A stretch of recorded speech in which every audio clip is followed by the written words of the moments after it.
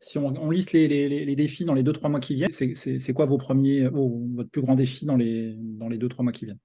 On a le développement d'un nouveau service freemium qui est à destination des personnes en fin de vie. Donc, c'est très particulier parce que du coup, on va travailler avec des institutions comme les services de soins pédiatriques, les services de soins oncologiques, euh, des maisons de soins de suite dans certains établissements, ou même, voilà, peut-être dans des maisons de retraite pour les personnes qui sont à un stade avancé et qui ont un besoin imminent, urgent de transmettre. Du coup, en fait, on a cette volonté de créer ce niveau zéro presque en fait, de Wishbook pour que les gens se disent, ah, mais en fait, je peux quand même faire le nécessaire sans avoir à payer quoi que ce soit. Je veux juste laisser quelque chose à mes proches. Donc, c'est un nouveau cap pour nous. C'est que c'est un service qui est 100% en ligne, mais qui traite un sujet profondément humain et humaniste. Et donc, du coup, il nous faut quelqu'un au bout du fil. Il faut qu'il y ait un numéro de téléphone, il faut qu'il y ait quelqu'un qui puisse répondre. Et donc, l'ambition en 2024-2025, c'est qu'on ait en gros un call center 24 sur 24, 7 jours sur 7, parce qu'on ne s'arrête jamais de mourir ni la nuit ni le week-end, en fait.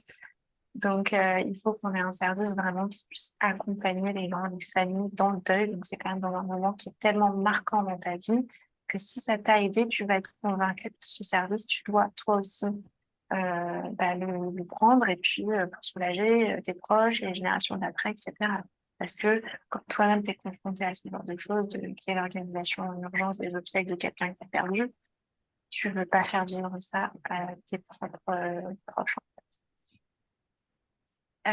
Ensuite, on a effectivement, donc là en fait, on a lancé les campagnes SEO et SIA pour Wishbook. Donc ça y est, en fait, la levée permet tout ça. Et donc on a fait des premiers tests sur le mois d'août avec les données qui sont ce qu'elles sont sur un mois d'août en France. Mais en tout cas, on commence à avoir des choses qui ressortent sur la cible, etc., etc. Donc, on a pour objectif, là, à la rentrée, de vraiment déterminer notre cœur de cible avec beaucoup plus de précision et d'attaquer un petit peu plus fort pour vraiment avoir un max de clients pour faire connaître Wishbook. En fait, là, maintenant, il faut que la boîte à l'école. Euh, et on a ensuite, un troisième enjeu, je dirais, le fait d'intégrer Wishbook auprès des conseillers en gestion de patrimoine. Donc là, on fait du B2B2C et on va se rendre compte de l'utilité de Wishbook du coup à plusieurs